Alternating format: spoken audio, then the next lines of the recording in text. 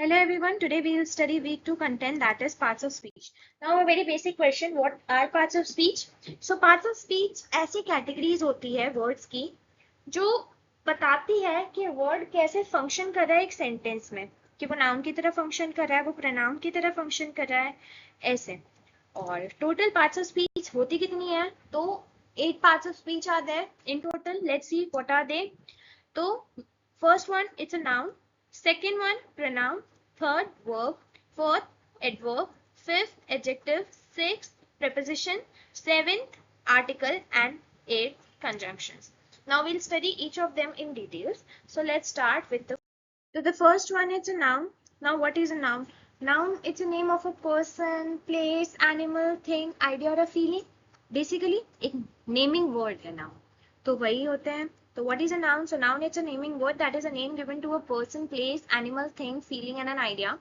For example, Smita lives in America. Now there are two nouns in the sentence. First one is Smita and second one is America. Now Smita, it's a name of a person, so it's a noun. Second, America is a name of a place, so again it is also a noun.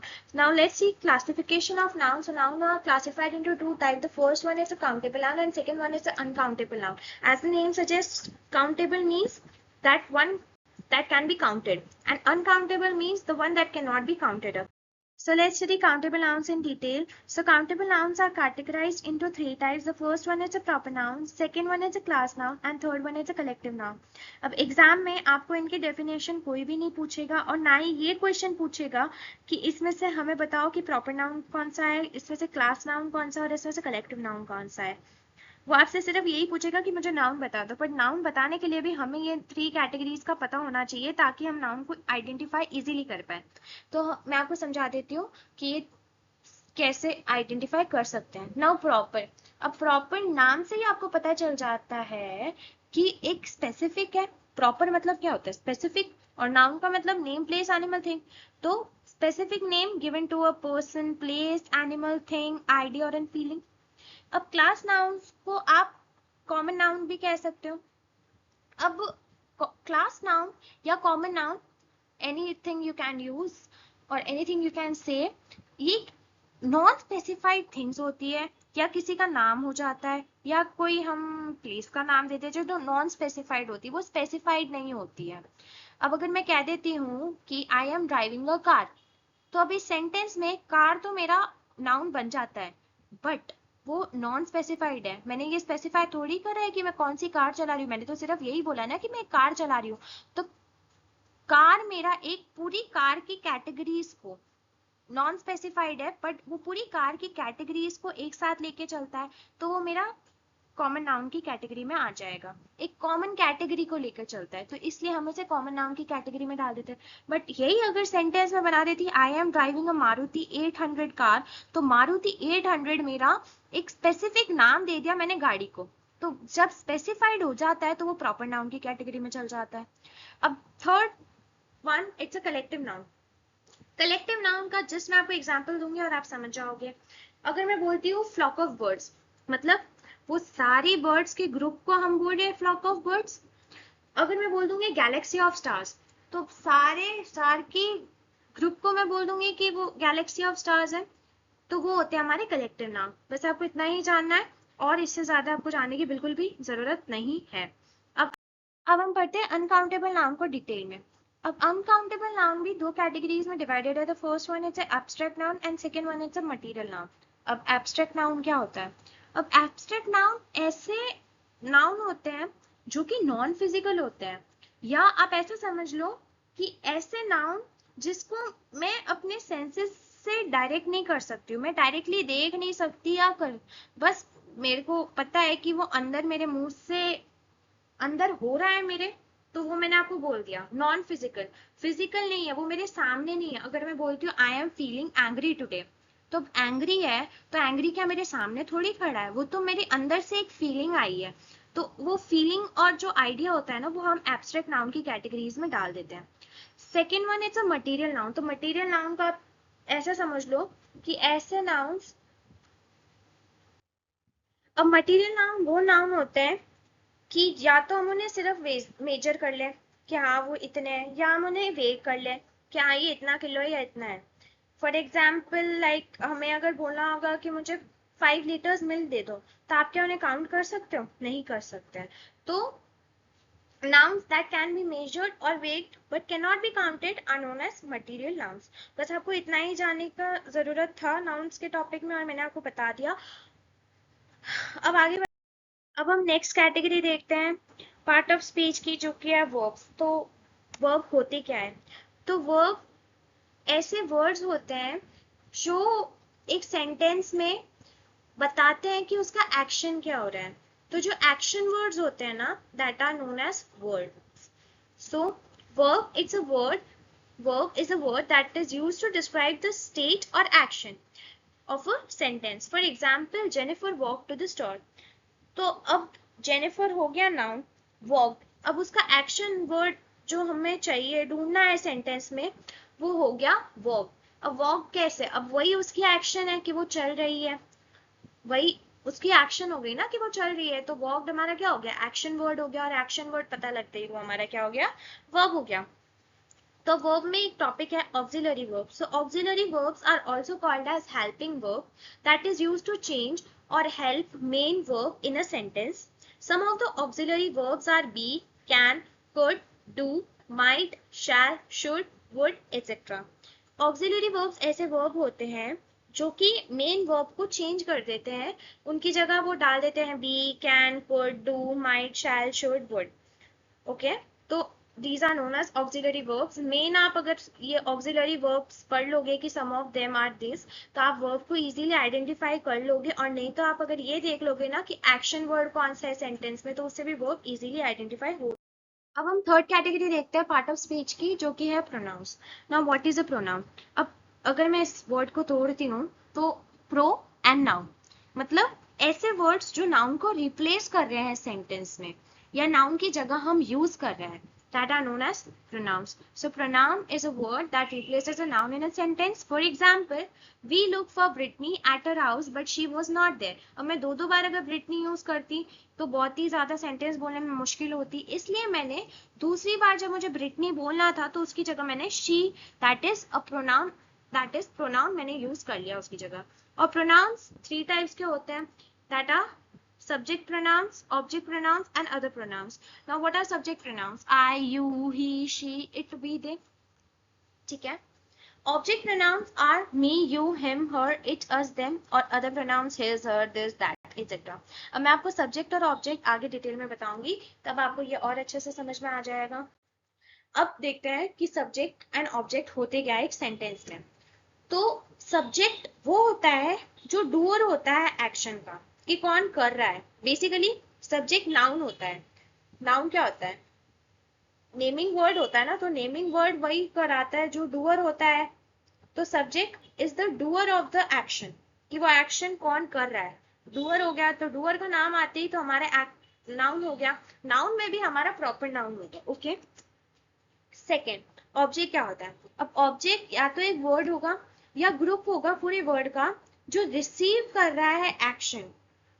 Action किसके ऊपर करा गया है वो हमारा होता है object. अब जो एक्शन कर रहा है जो डूअर है वो तो हमारा हो गया सब्जेक्ट, और जिसके ऊपर एक्शन हो रहा है वो है हमारा ऑब्जेक्ट। एग्जाम्पल लिख लेते हैं, he loves his family dearly. अब ही हमारा यूज हुआ है एज ए प्रोनाउन, आप इसकी जगह नाउन भी यूज कर सकते हैं पर हमने प्रोनाउन यूज कर लिया, ही प्रोनाउन हो गया। मतलब ही डूअर है तो इसलिए वो सब्जेक्ट हो गया, तो ही इज द सब्जेक्ट।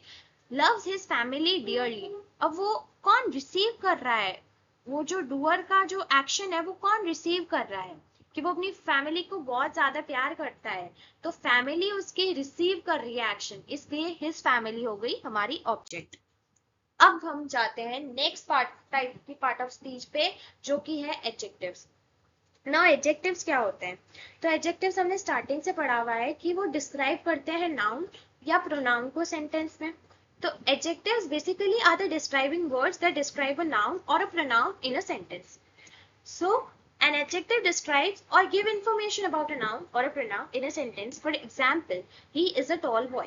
अब he एक pronoun हो गया। अब उसकी इंफॉर्मेशन क्या मिल रही है कि वो एक बड़ा लड़का है, तो tall हमारा हो गया adjective। नेक्स्ट टाइप आती है पार्ट ऑफ स्पीच की, जो कि है एडवर्ब्स। नाउ एडवर्ब्स क्या होते हैं? तो एडवर्ब्स एस ये भी डिस्क्राइबिंग वर्ड्स होते हैं, पर या तो ये वर्ब को डिस्क्राइब करेंगे या वो एक एडजेक्टिव को डिस्क्राइब करेंगे सेंटेंस में।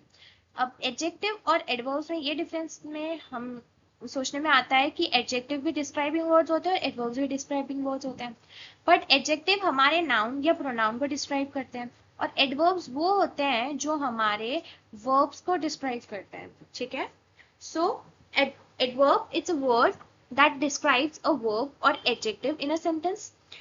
अब एडवर्ब और एडजेक्टिव में आप ये नहीं पूछते when why how in what way, but आप जब भी एडवर्ब्स का आप जब भी ये देख रहे हो कि वो कैसे चीज में डिस्क्राइब हो रहा है, तो आप उसमें क्वेश्चन बनाने की कोशिश करो कि या क्या उसमें से ऐसे क्वेश्चन आंसर हो रहे हैं कि when why how in what way, कैसे में वो अगर आंसर हो जाते हैं तब तो वो एडवर्ब्स हो गए, और अगर ये आंसर नहीं हो रहे हैं तो वो जो डिस्क्राइब हम कर रहे हैं वो एक एडजेक्टिव हो जाएगा।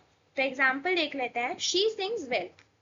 अब मैं इसमें क्वेश्चन बना सकती हूँ दैट हाउ शी सिंग्स, तो आंसर मिल रहा है ना शी सिंग्स वेल, तो वेल हमारा यहाँ पे एडवर्ब हो जाएगा, ना कि वो एडजेक्टिव होगा। तो यहाँ पे मैं क्वेश्चन बना पा रही हूँ कि हाउ शी सिंग्स, तो मेरे को वापस से आंसर मिल रहा है कि शी सिंग्स वेल, तो इसलिए वेल मेरा एडवर्ब हो जाएगा।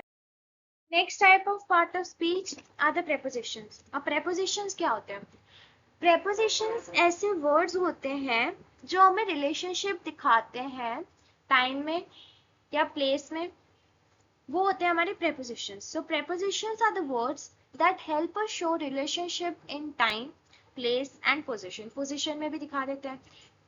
For example, he sat on the table. अब उसकी पोजिशन क्या है कि वो टेबल के ऊपर बैठा है, तो ऑन हमारा हो गया प्रेपोजिशन। तो ये मैंने यूजेस और एग्जाम्पल प्रोफेसर की स्लाइड पे से यूज किए हैं, तो मैं चाहती हूँ आप इनके यूजेस और एक बार एग्जाम्पल अच्छे से पढ़ ले ताकि आपको पता चल जाए कि कौन सा, अगर आ भी जाए सेंटेंस में कि प्रेपोजिशन लगाओ तो कौन सा किस जगह पे लगाना है, तो आपको इन एग्जाम्पल्स और यूजेस से पता चल जाएगा। बाकी प्रेपोजिशन अगर आपको आइडेंटिफाई करना होगा तो आप आइडेंटिफाई इजीली कर लोगे कि वो ऐसे वर्ड्स होते हैं जो रिलेशनशिप बताते हैं टाइम में या प्लेस में या पोजिशन में, वो होते हैं हमारे प्रेपोजिशंस। ये सारे एग्जाम्पल्स आप या तो इसका स्क्रीनशॉट ले सकते हैं और नहीं तो फिर आप अपनी वेबसाइट में लॉग इन करके एंड वहां से भी प्रोफेसर की स्लाइड पे से देख सकते हैं easily. Next type of part of speech is conjunctions. अब कंजंक्शंस क्या होते हैं? तो कंजंक्शंस हमारे ज्वाइनिंग वर्ड्स होते हैं जो या तो दो वर्ड्स को ज्वाइन कर देंगे या दो फ्रेजेस को ज्वाइन कर देंगे, वो होते हैं हमारे कंजंक्शंस। और ज्वाइनिंग करने की टेंडेंसी की वजह से हमने इनको नाम दे दिया कि they are called joiners. So conjunctions are nothing but they are used to join words, phrases or clauses. They are called joiners. For example, she scored good marks but she is not satisfied. अब यहाँ पे मेरे पास दो phrases है। पहला phrase है she scored good marks and second phrase है she is not satisfied. अब इन दोनों phrases को कौन join कर रहा है? But. तो but हमारा हो गया conjunction. ठीक है। Now conjunctions are classified into three types. The first one are the coordinating conjunctions, second one are the subordinating, and third one are the correlative conjunctions. So we'll study each of them in detail. The first one is the coordinating conjunctions. So coordinating conjunctions ऐसे conjunctions होते हैं या तो वो एक noun को noun से join करेंगे या एडजेक्टिव को एडजेक्टिव से, वर्ब को वर्ब से, प्रोनाउन को प्रोनाउन से, तो ऐसे कंजंक्शंस को हम कह देते हैं कोऑर्डिनेटिंग कंजंक्शंस। अब आपसे एग्जाम में ये कोई नहीं पूछेगा कि सेंटेंस में देखकर बताओ कि कोऑर्डिनेटिंग कंजंक्शन है, सबऑर्डिनेटिंग है या कैसे कोरिलेटिव है। कोई भी आपसे ये नहीं पूछेगा, आपको बस ये बोलेगा कि आप तो कंजंक्शन को आइडेंटिफाई करो या conjunction fill in the blanks type में आएगा जिसमें आपको कंजंक्शन फिल करना पड़ेगा। तो उसके लिए बस आपको थोड़ा समझने की जरूरत है और इसलिए मैंने वापस प्रोफेसर की स्लाइड में से ये स्क्रीनशॉट लिए हैं ताकि आप इनके मीनिंग और एग्जाम्पल अच्छे से देख लें, ताकि आपको सेंटेंस में जब अगर fill in the blanks type question आए तो आप अगर इनके मीनिंग और एग्जाम्पल अच्छे से एक बार जस्ट रीड भी करोगे ना तब भी आपको समझ में आ जाएंगे, और समझने का कुछ है भी नहीं। अब नेक्स्ट टाइप है subordinating conjunctions. Now subordinating conjunctions ऐसे कंजंक्शन होते हैं जो मेन क्लॉज को सबऑर्डिनेट क्लॉज से ज्वाइन करे वो होते हैं हमारे सबऑर्डिनेटिंग कंजंक्शंस। अब मेन क्लॉज होते क्या है? मेन क्लॉज ऐसे ग्रुप होते हैं वर्ड्स के जो एक कंप्लीट सेंटेंस बना देते हैं, जिसमें आपको नाउन प्रोनाउन वर्ब अपनी जगह पे सब बेटर वे में मिलेगा, वो होता है हमारे मेन क्लॉज। और सबऑर्डिनेटिंग क्लॉज जस्ट वो होते हैं जो थोड़ी सी एक्स्ट्रा इन्फॉर्मेशन डाल देते हैं मेन क्लॉज के अंदर, ठीक है, जो थोड़ी एक्स्ट्रा इन्फॉर्मेशन डाल देते हैं मेन क्लॉज के अंदर, वो हो जाते हैं हमारे सबऑर्डिनेटिंग क्लॉज। तो इसमें भी इन द सेम आप जैसे coordinating conjunction meaning and example पढ़ेंगे, तो इसमें भी आप प्लीज मीनिंग एंड एग्जांपल पढ़िए। और अगर आपको कोई भी डाउट आता है तो आप मुझसे कमेंट सेक्शन में पूछ सकते हैं, मैं आपको रिप्लाई दे दूंगी। Third third type of conjunctions are correlative conjunctions. So correlative conjunctions pair में यूज होते हैं।